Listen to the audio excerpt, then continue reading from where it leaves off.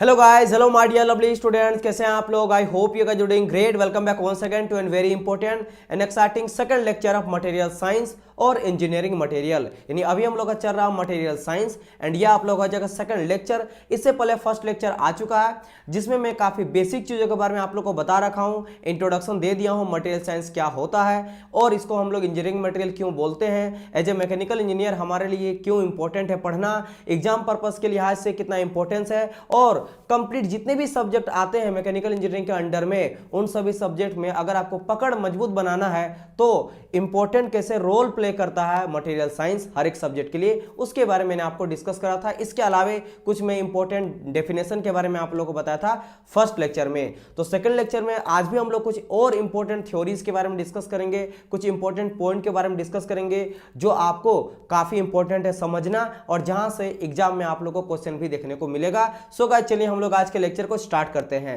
And मैं थोड़ा सा आपको रिकॉल करा देता हूं दैट फर्स्ट लेक्चर में हम लोग क्या क्या चीजें पढ़े थे ताकि आज जो मैं बताऊंगा उसको आप रिलेट कर पाओ और अच्छी तरह से समझ पाओ। तो फर्स्ट लेक्चर आप लोग को याद होगा, हम सबसे पहले आप लोग को ये बताए थे that material science and engineering material में क्या डिफरेंस है। आखिर दोनों नाम एक ही है, कभी कभी हम लोग बोलते हैं इसको मटेरियल साइंस, कभी बोला जाता है इंजीनियरिंग मटेरियल। आखिर क्यों, दोनों के बीच में मैंने आप लोग को डिफरेंस बताया था, क्या कॉमन है वो भी मैंने आप लोग को बताया था। As a mechanical engineer material science में हम लोग मटेरियल के बारे में पढ़ते हैं, जो मटेरियल के बारे में पढ़ते हैं मतलब मटेरियल का प्रॉपर्टीज के बारे में पढ़ते हैं, मटेरियल कैसे बना होता है उसके बारे में पढ़ते हैं। हर एक डिफरेंट तरह का मटेरियल, सबका कुछ खास गुण होता है, वो गुण को स्टडी करने के लिए उसके अंदर के एटम के अरेंजमेंट को हम लोग देखते हैं, यानी कि इंटरनल स्ट्रक्चर हम लोग देखते हैं। उस स्ट्रक्चर को स्टडी करने का अलग अलग तरीका था, मैक्रो स्ट्रक्चर, माइक्रो स्ट्रक्चर, सब स्ट्रक्चर। उसमें हम लोग किन किन डिवाइस का यूज करके उसके इंटरनल स्ट्रक्चर को स्टडी करते हैं, उससे मुझे प्रॉपर्टीज का पता चलता है, एटॉमिक अरेंजमेंट का पता चलता है, जिससे हम लोग उस मटेरियल को एक खास प्रॉपर्टी के लिहाज से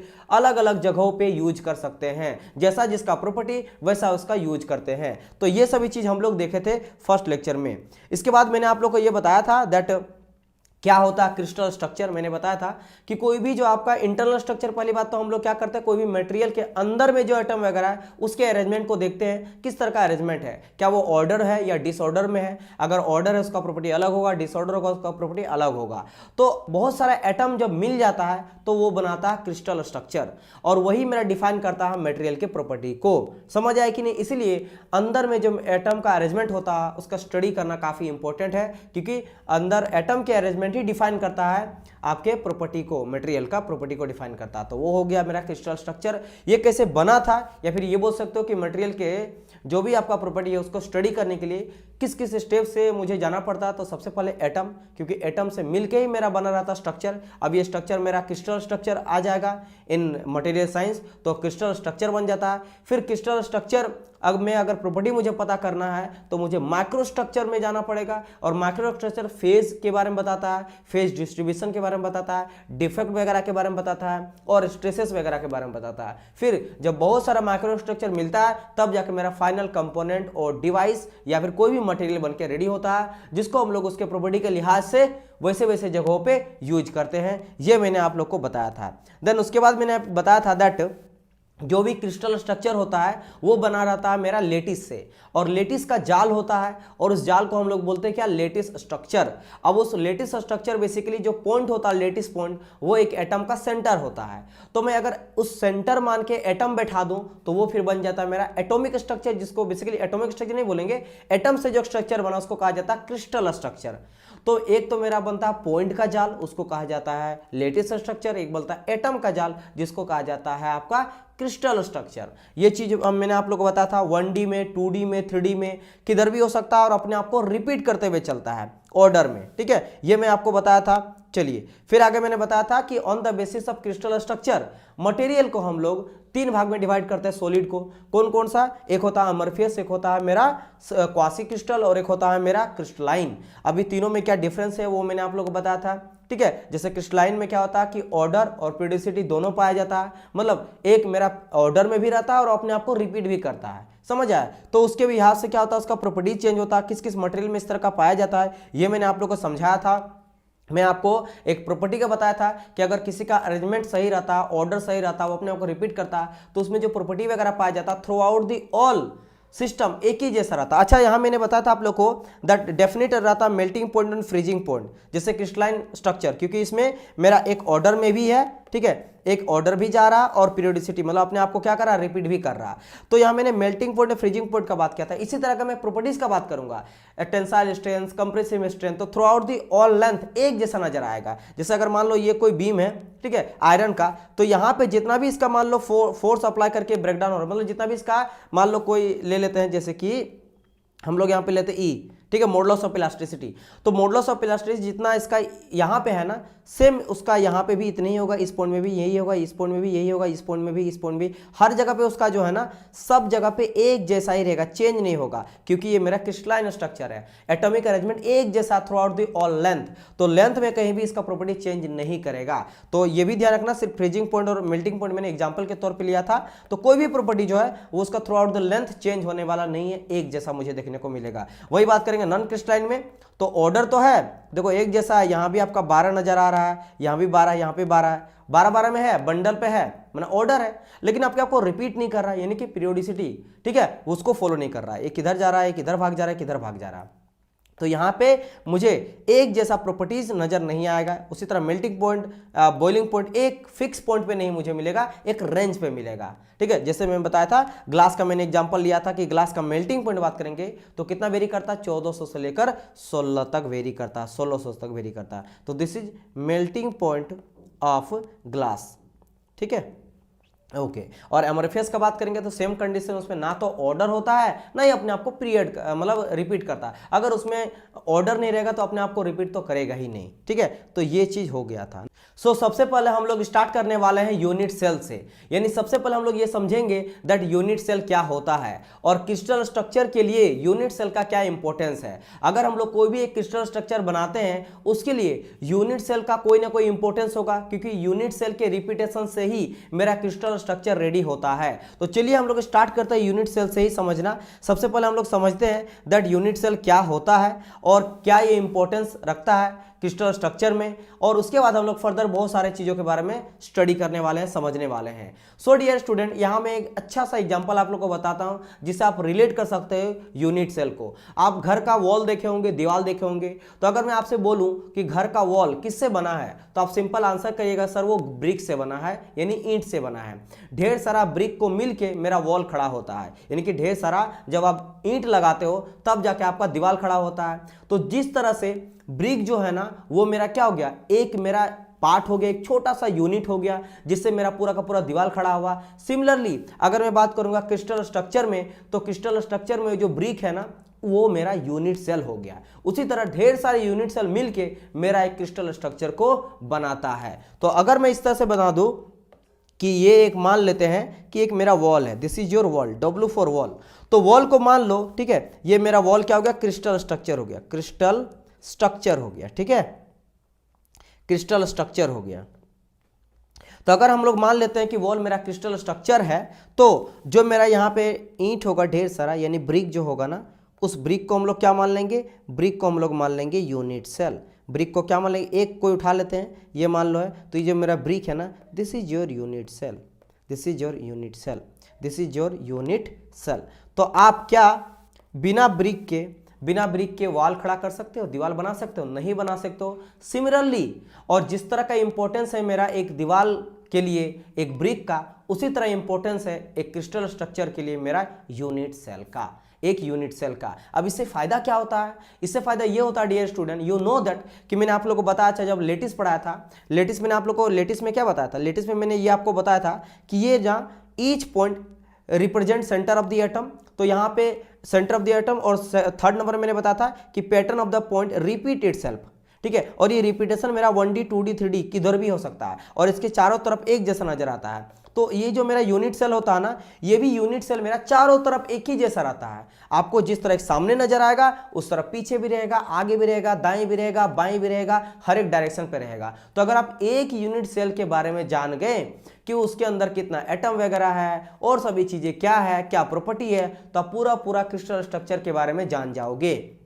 समझ आए मेरी बात की नहीं? तो उसी तरह आप समझ लेना कि यूनिट सेल कितना इंपॉर्टेंट है। जिस तरह आप घर का वॉल के लिए, दीवार के लिए एक ब्रिक अगर आप जान गए तो एक ब्रिक का डिस्टेंस कितना, कितना लेंथ का है, ये सभी चीज अगर आप पता कर लिए तो आप क्या करोगे, जितना लगा है उससे आप कैलकुलेट कर सकते हो कि कितना डिस्टेंस लगा। मान लो कोई बोल देगा कि एक ब्रिक है जिसका लेंथ इतना है, इतना विड्थ है और इतना आपका डेप्थ है, सब कुछ बता दिया और बोला इतना दीवार लगा, तो बताए टोटल कितना एरिया कवर किया, तो आप इजिली उसको फाइंड कर सकते हो। सिमिलरली एक अगर आपको यूनिट सेल में आपको बता दूं कि यूनिट सेल में इतना एटम वगैरह है, इतना भाई इसमें ये प्रॉपर्टीज है, तो आप पूरा पता कर सकते हो पूरा स्ट्रक्चर में कितना लगा और क्या क्या प्रॉपर्टी है, क्योंकि एक तरह का एक ही जैसा वो रिपीटेशन करता है, एक ही तरह बिहेवियर रहता है, एक तरह का अरेंजमेंट वहां पे देखने को मिलता है। तो that is called your unit cell. यानी कि यूनिट सेल को हम लोग डिफाइन कर सकते हैं that it's a building block, इसीलिए बिल्डिंग ब्लॉक कहा गया है, बिल्डिंग ब्लॉक, लेकिन building block of crystal structure, building block of crystal structure. जैसे कि यहाँ पे आप देख सकते हो ढेर सारा यहाँ पे लेटिस पॉइंट दिया गया है, ये आपका एक लेटिस पॉइंट है, दूसरा लेटिस पॉइंट है, ये तीसरा है, चौथा है, पांचवा है, छठा है, सातवां है, आठवां है, इस तरह ढेर सारा लेटिस पॉइंट है। तो लेटिस पॉइंट से मिलकर बनता क्या है मेरा, लेटिस स्ट्रक्चर बनता है। क्या बनता है मेरा, लेटिस स्ट्रक्चर बनता है। अब यहाँ पे जो बेसिकली ये मेरा 2D मेरा यहाँ पे देख रहे हो 2D मेरा है, ठीक है। और इसको अब देखो यहाँ पे जो भी मैं बताऊंगा ना 3D लेके चलूंगा, क्योंकि 2D और 1D में बार बार बोला हूँ वो समझने के लिए होता है, मटेरियल का जो स्ट्रक्चर होता है वो 3D में ही होता है, ठीक है। तो एक अगर मैं यहाँ पे 2D क्रिस्टल स्ट्रक्चर लिया हूं, ठीक है, और जो लेटिस स्ट्रक्चर बनता है तो लेटिस पॉइंट, अब मैं लेटिस पॉइंट को यहाँ पे सेंटर मान के अगर मैं एटम बैठाते चलूं, एटम बैठाते चलूं, एटम बैठाते चलूं, तो क्या बन जाएगा, तो आप बोलेगा सर जी ये मेरा लेटिस स्ट्रक्चर जो है वो क्रिस्टल स्ट्रक्चर बन जाएगा। लेटिस स्ट्रक्चर क्या बन जाएगा मेरा, क्रिस्टल स्ट्रक्चर बन जाएगा। और इसी का एक भाग अगर मैं ले लेता हूं, कोई भी एक भाग उठा के मैं ले लेता हूं, तो ये मेरा हो गया मेरा यूनिट सेल। तो ये मेरा क्या हो जाएगा, एक यूनिट सेल हो जाएगा। तो this is your unit cell. इसी का मैं एक भाग ले लिया हूं, इसी का मैं कोई भी एक भाग में लेके यहाँ पे यूनिट सेल ले लिया हूं स्टडी करने के लिए। और इसी को अगर मैं मैग्नीफाई करके दिखा रहा हूं तो इसी को मैं यहाँ पे मैग्नीफाई करके इसको दिखाया जा रहा है। इसी को क्या कर रहे हैं हम लोग, मैग्नीफाई करके यहाँ पे दिखाया जा रहा है कि अगर मैं एक यूनिट सेल को मैग्नीफाई करके देखना चाहता हूं, क्योंकि एक यूनिट सेल के बारे में मुझे स्टडी करना पड़ेगा, तभी जाकर पूरा का क्रिस्टल स्ट्रक्चर के बारे में मुझे नॉलेज हो जाएगा।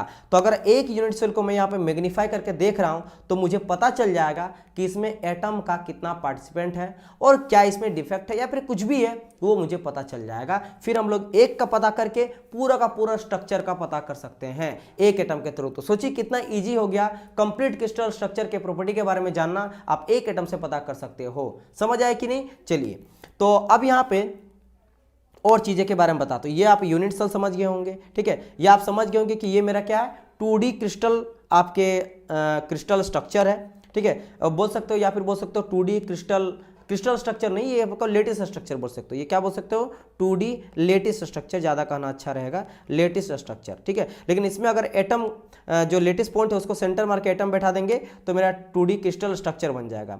2D क्रिस्टल क्या हो जाएगा, स्ट्रक्चर बन जाएगा। जैसे देखो ना, इसको बड़ा अच्छा से यहाँ पे इसीलिए मैं लाया फोटो।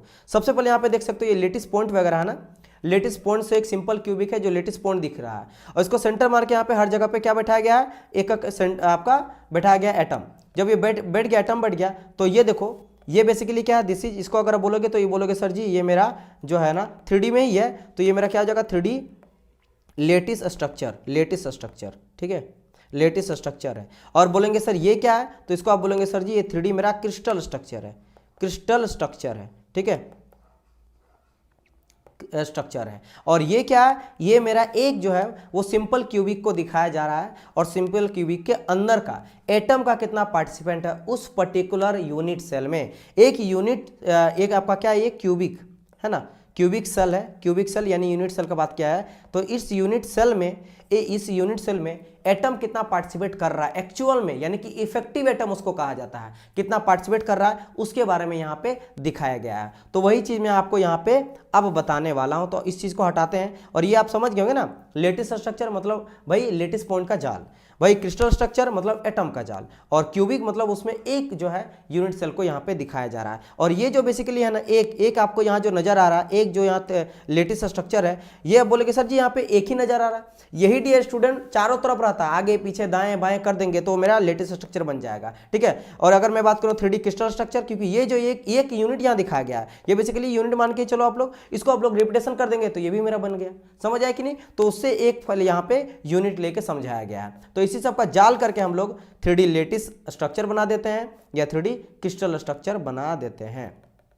चलिए, तो अब मैं यहाँ पे क्या देखते हैं, मैग्नीफाई करके जब हम लोग एक यूनिट सेल को देखते हैं तो मुझे पता चलता है कि भाई हर एक कॉर्नर में मेरा एकक में क्या था, लेटिस मेरा पॉइंट था। ये मेरा क्या लेटिस पॉइंट है, और लेटिस पॉइंट में अगर मैं इस तरह करके पॉइंट को सेंटर मार के एटम बैठा दूँ तो यहाँ एक एटम, यहाँ एक एटम, यहाँ एक एटम और यहाँ एक एटम बैठ जाएगा।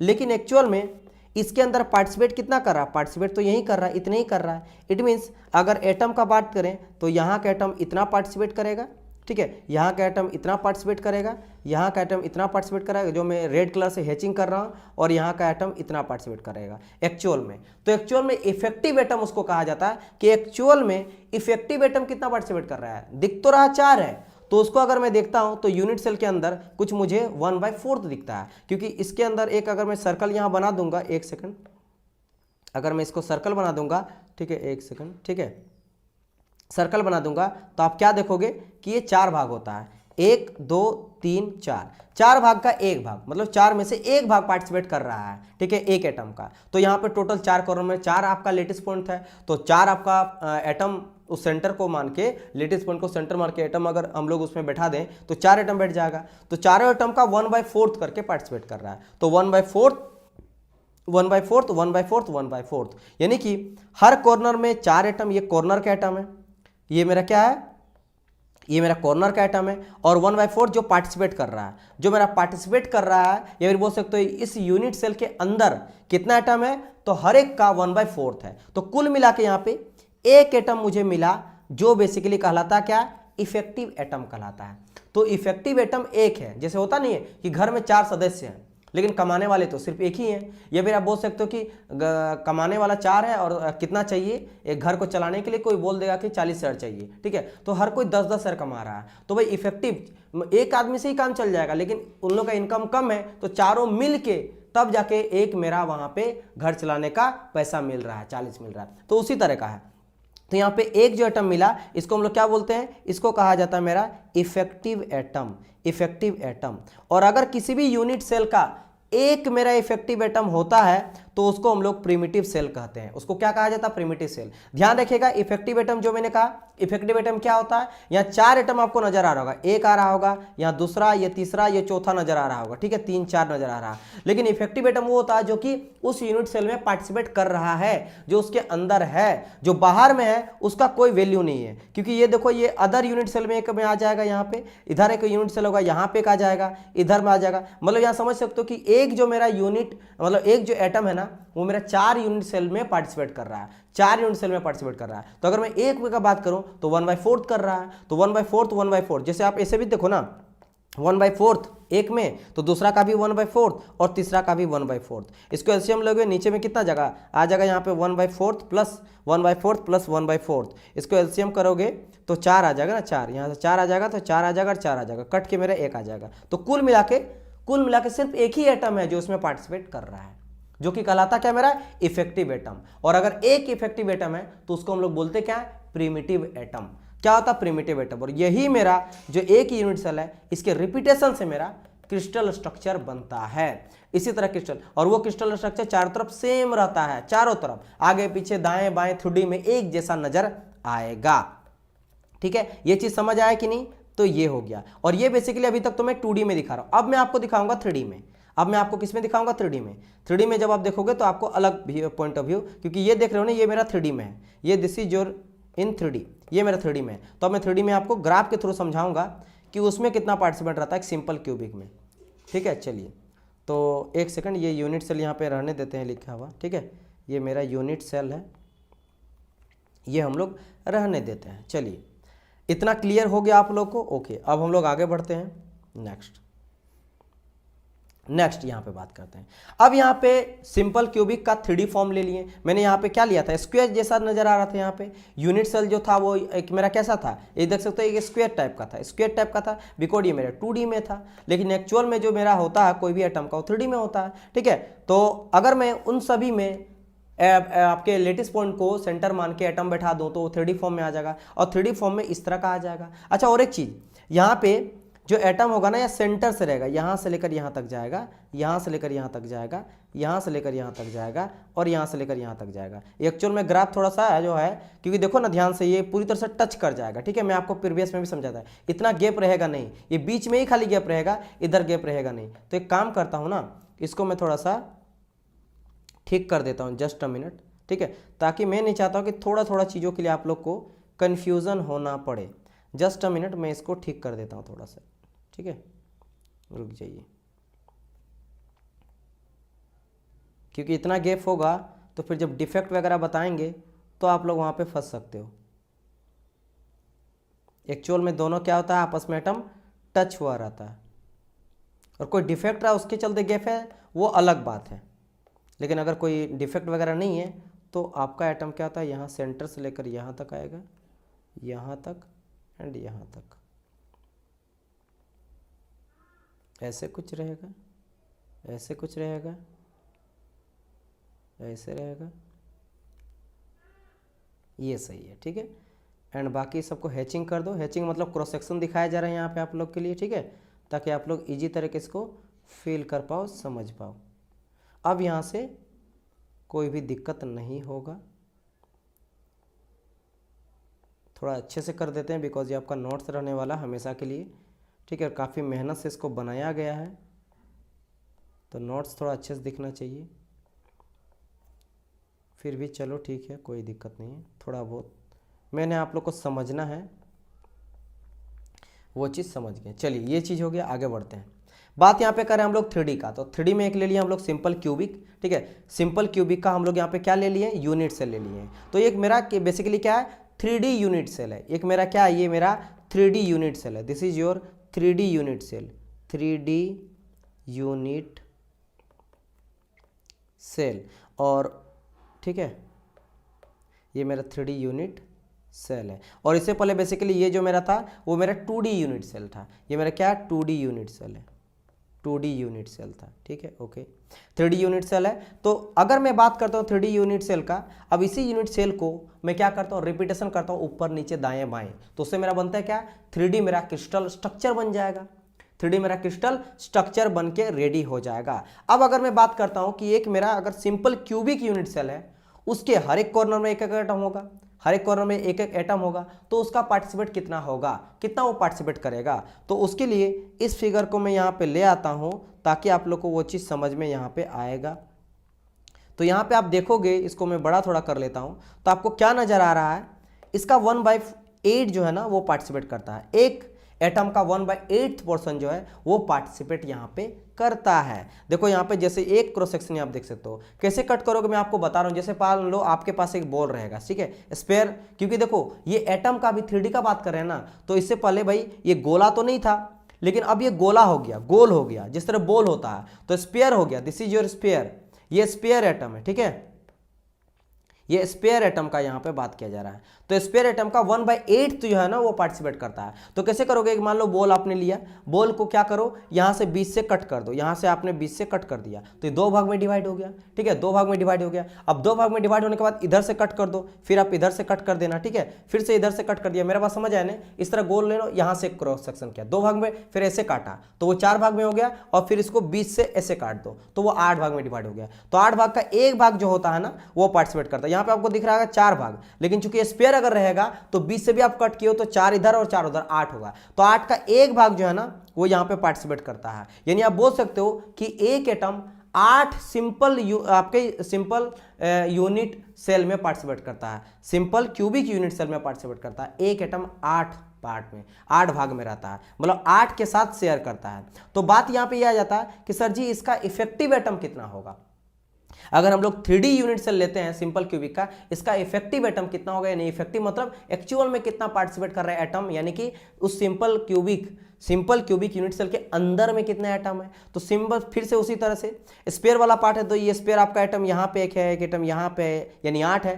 तो यहाँ पे 8 बेसिकली क्या है, 8 तो है कॉर्नर, 8 कॉर्नर, तो 8 कॉर्नर है और हर एक कॉर्नर का जो एटम है स्पेयर टाइप का, जो बॉल टाइप का गोल जैसा जो आपका एटम है, वो भाई 1/8 पार्टिसिपेट कर रहा है, तो 1/8 यहाँ पे आ गया पार्टिसिपेंट। तो यानी इसको अगर करेंगे तो 1 आ जाएगा, यानी कि इफेक्टिव नंबर ऑफ एटम कितना हो गया, 1 हो गया। और मैं आपको पहले बता चुका हूँ कि अगर मेरा इफेक्टिव जो एटम होता है वो 1 होता है, तो उसको हम लोग बोलते हैं क्या, उसको बोलते हैं हम लोग प्रिमिटिव एटम या फिर प्रिमिटिव सेल। तो ये भी मेरा क्या हो गया, प्रिमिटिव सेल हो गया।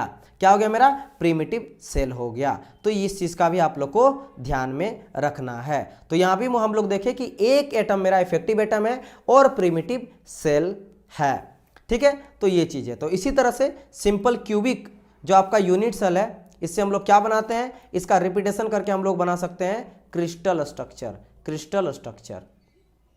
तो अगर 3D यहाँ लिख देंगे, 3D simple cubic unit cell 2 बन जाएगा मेरा 3D क्रिस्टल स्ट्रक्चर। रिपीटेशन करके ये मैंने ऐसे लिया एक, हाँ ठीक है, ऐसे लिया, फिर इसके बाद मैंने क्या करा, इधर भी रख दिया, इधर भी रख दिया, ऐसे करके, ठीक है, ऐसे करके इधर भी रख दिया, यहाँ पे ऊपर भी मैंने इस तरह करके रख दिया, ऊपर भी रख दिया, यहाँ पे समझ आया कि नहीं, इस तरह करके ऊपर भी मैंने रख दिया, इधर भी मैंने रख दिया, इधर भी मैंने रख दिया, इधर भी रख दिया। चारों तरफ अगर रख देंगे हम लोग, रखते जाएंगे तो ऑटोमेटिकली मेरा क्या बन जाएगा, एक मेरा बन जाएगा, बन के रेडी हो जाएगा। जैसे कि फिगर वाइज में अगर आपको दिखाऊं तो जस्ट अ मिनट, हम लोग के पास है, जैसे कि यहाँ देख सकते हो, यहाँ देखो एक मेरा अंदर में दिख रहा होगा, एक मेरा यहाँ पे सिंपल क्यूबिक यूनिट सेल है, इसको देखो ऊपर में और एक यहाँ पे रखा गया, ठीक है, एक मेरा इधर रखा गया, ठीक है, एक मेरा इस साइड रखा गया है, और आगे भी रख सकते हो, चारों तरफ देख सकते हो। तो देख सकते हो ये मेरा एक यूनिट सेल है, ठीक है, यूनिट सेल है, और यूनिट सेल भी जो बना हुआ लेटिस पॉइंट से बना है,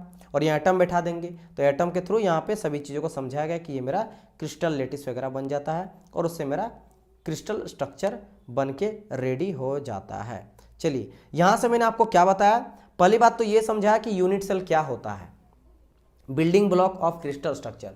जो क्रिस्टल स्ट्रक्चर का सबसे छोटा आपका ब्लॉक होता है, जिससे वो रेडी होता है, जिससे वो बनता है, वो मेरा होता है यूनिट सेल। इसका फायदा क्या होता है कि एक यूनिट सेल के बारे में अगर आप जान गए तो पूरा का पूरा स्ट्रक्चर के बारे में आपको सब कुछ पता चल जाएगा, पहला चीज। दूसरा चीज हम लोग समझे कि यूनिट सेल जो है उसके अंदर अगर मैं इफेक्टिव नंबर ऑफ एटम देखना चाहूँ तो कैसे पता कर सकता हूँ, तो पता कर सकता हूँ कि उसमें कितना शेयरिंग कर रहा है। तो शेयरिंग तो यहाँ पे 4 एटम है, लेकिन एक्चुअल में इफेक्टिव नंबर एटम भाई हर एक एटम 4 यूनिट सेल के साथ कंपेयर कर रहा है। तो एक यूनिट सेल में उसका एक भाग है, 4 भाग का एक भाग, तो 4 चूंकि कॉर्नर में है तो 1/4 × 4 तो 1 आ गया। उसी को मैं 3D में देखना चाहूंगा, यानी कि सिंपल क्यूबिक में दिखाऊंगा, तो यहाँ पे कॉर्नर अब मुझे 8 मिलेगा, क्योंकि अब मैं 3D फॉर्म में चल गया। तो यहाँ जब मैं देखा तब मुझे पता चला कि 8 कॉर्नर है, तो 8 कॉर्नर में एक जो एटम है ना, अब एक atom 8 simple cubic unit cell के साथ शेयर कर रहा है। लेकिन मैं अगर एक का बात करूँ तो एक में तो 1/8 कर रहा है, तो 1/8 × 8, क्योंकि 8 कॉर्नर है, तो यहां से ही मुझे पता चला एक ही मेरा इफेक्टिव एटम है। और अगर एक इफेक्टिव एटम है तो उसको हम लोग कहते हैं प्रिमिटिव सेल। और यही प्रिमिटिव सेल से, यही यूनिट सेल से रिपीटेशन के बाद मेरा क्रिस्टल स्ट्रक्चर रेडी हो जाता है। इसी से मेरा क्या हो जाता है, क्रिस्टल स्ट्रक्चर जो है वो मेरा रेडी हो जाता है। चलिए इतना चीज आप समझ गए ना, इतना अगर आप समझ गए तो now we are going to discuss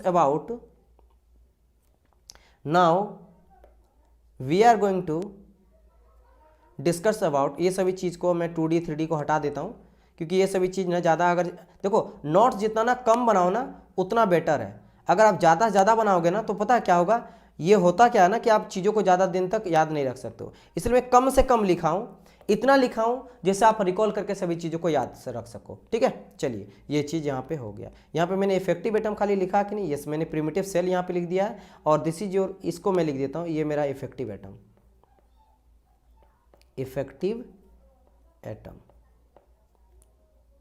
ठीक है। चलिए तो सेम यहाँ भी आ गया क्या, एक मेरा ये भी मेरा क्या हो जाएगा, इफेक्टिव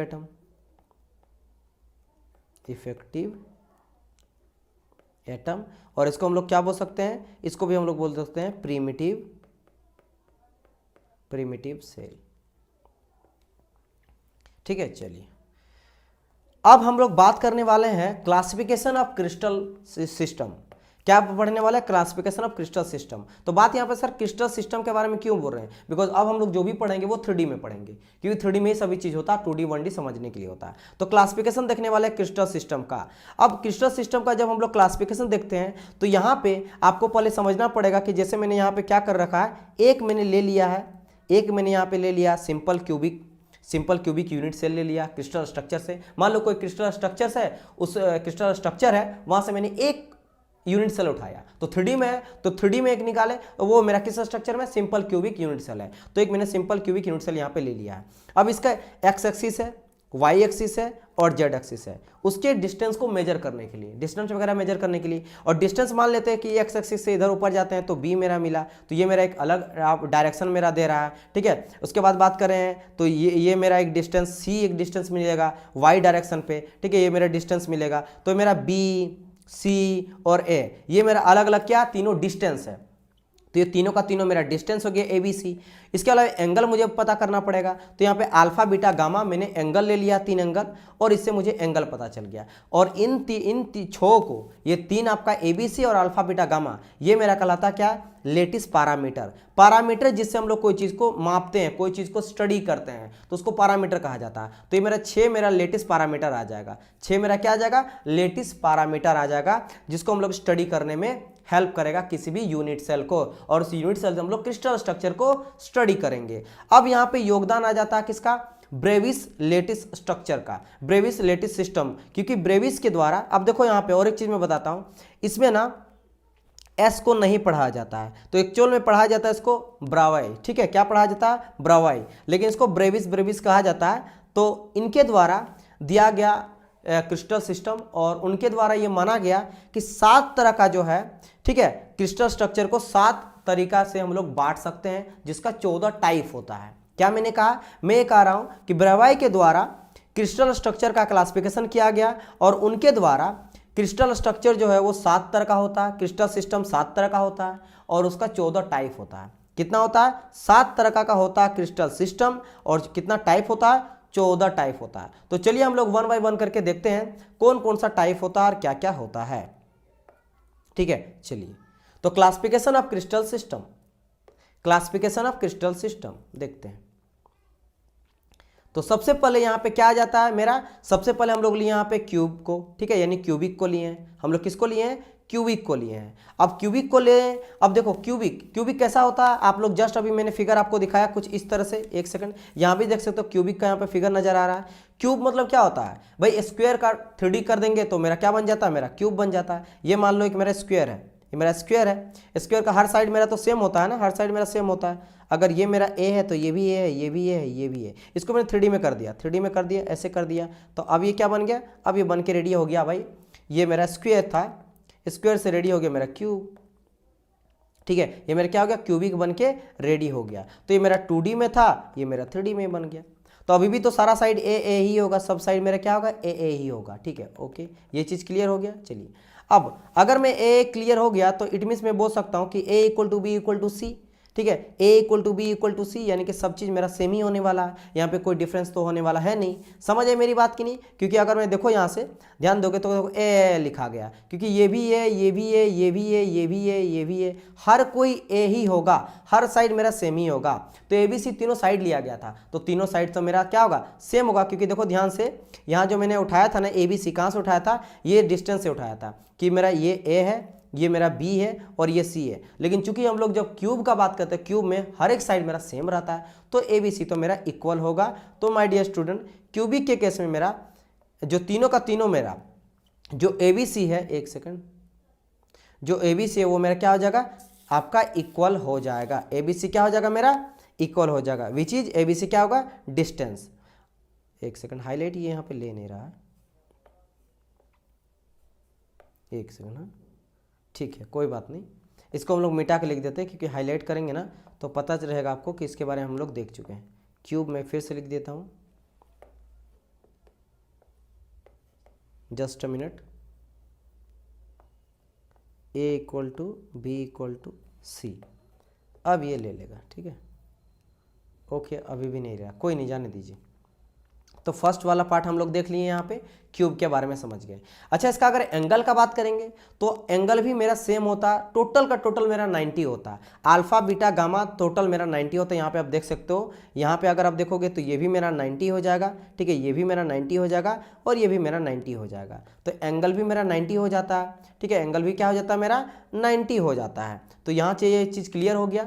इसका एग्जाम्पल का अगर मैं बात करूँगा तो पोलोनियम जो है, पोलोनियम इसका एग्जाम्पल आ जाता है। बाद में हम लोग ये डिस्कस करेंगे कि पोलोनियम दुनिया का सिर्फ एकमात्र ही सिंपल क्यूबिक टाइप में होता है, एकमात्र ही होता है, ठीक है, और खासकर एग्जाम के लिहाज से यही आपको पूछा जाएगा, यही आपको याद रखना है। फिर बात करते हैं सेकंड नंबर में। सेकंड नंबर का अगर मैं क्रिस्टल सिस्टम का बात करूंगा तो वो हो जाता है मेरा टेट्रागोनल। क्या हो जाता है मेरा टेट्रागोनल। इसमें क्या होता है, ए इक्वल टू तो बी होता है लेकिन सी मेरा इक्वल नहीं होता, सी मेरा इक्वल नहीं होता। अब टेट्रागोनल कैसा होता है ये आप समझो, ये देखो टेट्रागोनल, तो टेट्रागोनल देख सकते हो, ये जो साइड होता है ना ये तो मेरा सेम होता है ए, ठीक है, ये मेरा सेम होता है ए, एक सेकंड मैं रेड कलर से दिखाता हूँ, ये मेरा साइड सेम होता है ए, ये भी साइड होता है सेम मेरा ए, ठीक है, लेकिन ये जो वाला होता है ना साइड, ये मेरा हो जाता है ज़्यादा क्योंकि ये लंबा हो जाता है। उसमें क्या था, स्क्वायर जैसा था, यहीं पे आके ख़त्म था, तो ये भी ए हो जाता, लेकिन ये भाग क्या अब इतना लंबा हो गया तो ये मेरा इक्वल नहीं होता। तो ए इक्वल टू बी होता है लेकिन सी के इक्वल नहीं होता है। तो यहाँ पे ये चीज़ समझ गए होंगे, that is called your tetragonal. तो टेट्रागोनल का ए इज इक्वल टू बी तो होता है बट सी के इक्वल ये मेरा नहीं होता है। एंगल का बात करें तो एंगल अभी भी जो है ना कोई डिफरेंस नहीं आता, यानी कि तीनों का तीनों मेरा 90 होता, अल्फा बीटा गामा तीनों मेरा 90 होता है। इसका एग्जांपल क्या हो जाता है, एसन मतलब 3 होता, ध्यान रखिएगा डियर स्टूडेंट, एसन मेरा क्या हो जाता है, एसन मेरा 3 आ जाता है ये मेरा, ठीक है। और उसके अलावा अगर बात करेंगे तो प्रोटेक्टिनियम एक मेरा आ जाता है, इसका एग्जाम्पल क्या आ जाता है, प्रोटेक्टिनियम, प्रोटेक्टिनियम। चलिए फिर बात करते हैं थर्ड नंबर में क्रिस्टल सिस्टम का।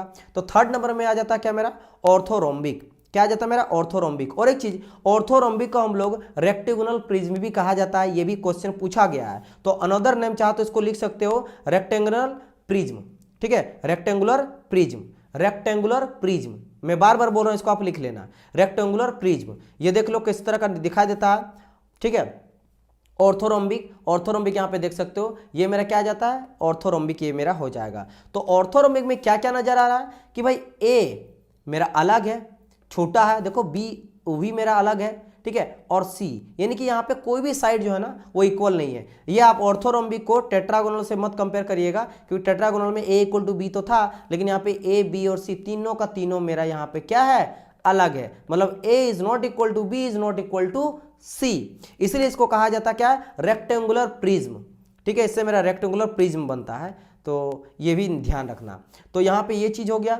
और अगर एंगल का बात करेंगे तो एंगल, हाँ एंगल आप ध्यान से देखोगे तो अभी भी मेरा ये भी 90 आ जाएगा, ये भी 90 आ जाएगा और ये भी 90 आ जाएगा, सबका सब अभी भी मेरा 90 होगा। तो अल्फा बीटा गामा मेरा 90 के इक्वल मेरा हो जाता है। इसका अगर एग्जाम्पल बात करेंगे, यानी कि इस तरह का स्ट्रक्चर कौन सा ऐसा मटेरियल है जिसमें मेरा ऑर्थोरोम्बिक स्ट्रक्चर पाया जाता है या फिर रेक्टेंगुलर प्रिज्म का स्ट्रक्चर पाया जाता है। तो जैसे अगर मैं बात करूंगा बिस्मथ, तो बिस्मथ में आप लोग को ऑर्थोरोम्बिक स्ट्रक्चर मिलता है। फिर बात करेंगे आपका सल्फर जो होता है उसमें भी आपको ऑर्थोरोम्बिक स्ट्रक्चर मिलता है। फिर अगर बात करेंगे गैलियम, गैलियम का बात करेंगे। फिर बात करेंगे जैसे आप लोग का पोटेशियम हो गया, ठीक है, नाइट्रेट, या फिर बात करेंगे MgSO4 यानी कि मैग्नीशियम सल्फेट। तो इन सब में जो है ऑर्थोरोम्बिक स्ट्रक्चर देखने को मिलता है इन सभी मटेरियल वगैरह में, राइट। फिर बात करते हैं फोर्थ नंबर का क्रिस्टल स्ट्रक्चर के बारे में, क्रिस्टल सिस्टम के बारे में, that is called your hexagonal. और hexagonal is also known as 120 rhombic prism.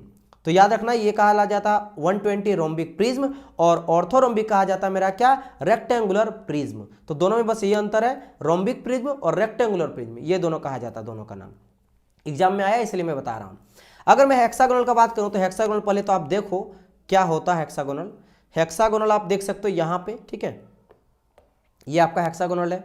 Hexagonal में आपको क्या नजर आ रहा है, साइड जो रहता है ना, साइड मेरा ये साइड ये साइड ये साइड मेरा सेम रहता है, इसलिए ए इक्वल टू बी है, ठीक है। लेकिन सी जो हाइट है ना ये मेरा अलग हो जाता है, ये मेरा डिफर हो जाता है, ये मेरा क्या हो जाता है, डिफर हो जाता है। क्योंकि अगर मैं अब बोलेंगे सर जी ये कहाँ से, इसका स्क्वायर में आपको बना के आपको दिखाता हूँ, स्क्वायर में ब्लू से बना के दिखाता हूँ कि मान लेते हैं हेक्सागोनल में एक सेंटर में भी रहता है पॉइंट, तो ये मैं 2 पॉइंट को लिया और यहाँ से 2 पॉइंट को लिया और इस सेंटर से मिला दिया, तो देखो ये एक तरह का मेरा क्या निकल के आ गया, आपको देख के लगेगा कि ये मेरा ऑर्थोरोम्बिक जैसा ही नजर आ रहा है, ऑर्थोरोम्बिक। बेसिकली टेट्रागोनल बोल सकते हो क्योंकि यहाँ पे A इक्वल टू ए आ जाता है। जैसे टेट्रागोनल में था ना, देखो टेट्रागोनल में A इक्वल टू ए था लेकिन C के बराबर नहीं है, तो सेम देखो यहाँ पे A equal to B not equal to C, A equal to B not equal to C. तो हेक्सागोनल कुछ उस तरह का रहता है, लेकिन ये इस तरह का ढेर सारा रहता है ना, क्योंकि 4 एक बनाना, दूसरा मैं 4 बना के दिखाता हूँ, दूसरा मैं 4 बना के दिखाता हूँ। यहाँ से एक मिलेगा, ठीक है, यहाँ से एक इस तरह से बन जाएगा, यहाँ एक बन जाएगा, यहाँ एक बन जाएगा, और ये एक बन के रेडी हो गया। तो यहाँ से 1 2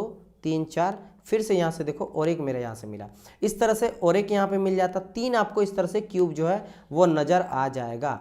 3 आपको यहाँ से, एक यहाँ मिलेगा, 2 और एक 3 आपको मिलेगा, जो मैं आपको दिखाऊंगा, डोंट वरी, अभी आपको दिखाऊंगा, ठीक है। तो यहाँ पे A is equal to B होता है, नॉट इक्वल टू सी होता है। एंगल का अगर बात किया जाए तो अल्फा इक्वल टू बीटा जो है ना वो 90 होता है, लेकिन गामा इक्वल टू 120 आ जाता है, क्योंकि ये पूरा फैल जाता है ना, तो ये मेरा 120 आ जाता है। बाकी अल्फा बीटा जो होता है वो मेरा 90 ही होता है। अल्फा बीटा जैसे यहाँ देख सकते हो ना, ये देखना, या जूम करके अगर मैं दिखाऊँ, ये 90 हो जाएगा, ठीक है, यहाँ से लेकर यहाँ तक। और अगर मैं और एक ब्लैक से ब्लू से दिखा देता हूँ, ये भी मेरा 90 आ जाएगा, लेकिन ये वाला जो पार्ट है ना ये 120 आ जाता है। ये मेरा ब्लैक कलर से मैं दिखा देता हूँ, ये जो है ना ये मेरा कितना हो जाएगा, 120 आ जाएगा। समझ आए मेरी बात की नहीं? तो ये चीज़ मेरा यहाँ पे हो जाता है। तो इसका एग्जाम्पल बात करेंगे, यानी कौन कौन सा ऐसा मटेरियल है जिसमें आपका 120, इसीलिए 120 इसको रोम्बिक प्रिज्म कहा जाता है, ठीक है। तो जिसमें आपका किस तरह का पाया जाता है, हेक्सागोनल स्ट्रक्चर पाया जाता है। कौन कौन मटेरियल में, तो ग्रेफाइट हो गया, या फिर आप देख सकते हो सिल्वर जो क्लोराइड है, इन सब में आपको इस तरह का स्ट्रक्चर देखने को मिलता है। फिर बात करते हैं हम लोग किसका, ट्राइगोनल का। ट्राइगोनल, तो ट्राइगोनल में ABC इक्वल होता है, लेकिन कोई भी एंगल आपस में इक्वल नहीं होता है, नॉट इक्वल टू 90 नहीं होगा, ठीक है। ABC इक्वल मेरा होता है। टेट्रागोनल देख लेते हैं, टेट्रागोनल कहाँ पे है, जस्ट अ मिनट, इसको मिटा देते हैं, ठीक है,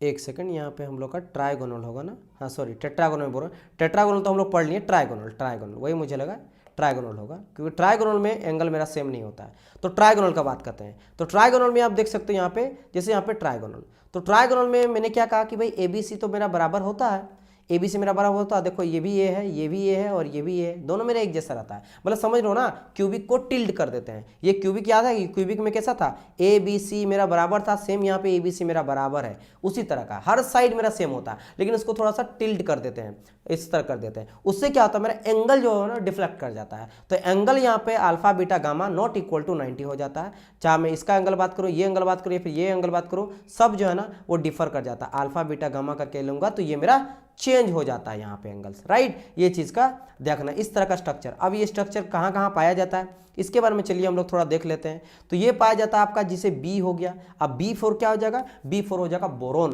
तो बोरोन में आपको ट्राइगोनल स्ट्रक्चर देखने को मिलता है। फिर अगर बात करेंगे कैल्शियम, देखो अधिकतर बात करेंगे ना तो इस तरह का स्ट्रक्चर, कैल्शियम आपका कार्बोनेट हो गया, फिर आपका सिलिकॉन ऑक्साइड हो गया, यहाँ पे देखने को मिल जाता है आपको ट्राइगोनल स्ट्रक्चर। 6 नंबर में हम लोग बात कर देते हैं, that is called your monoclinic. Monoclinic में आपका साइड कोई भी बराबर नहीं होता, जिस तरह ऑर्थोरोम्बिक में था कोई साइड बराबर नहीं होता है, लेकिन हाँ इसमें मेरा अल्फा बीटा जो है वो मेरा 90 होता है, लेकिन गामा मेरा 90 के इक्वल नहीं होता है। चलो देख लेते हैं हम लोग मेरा मोनोक्लिनिक देख लेते हैं।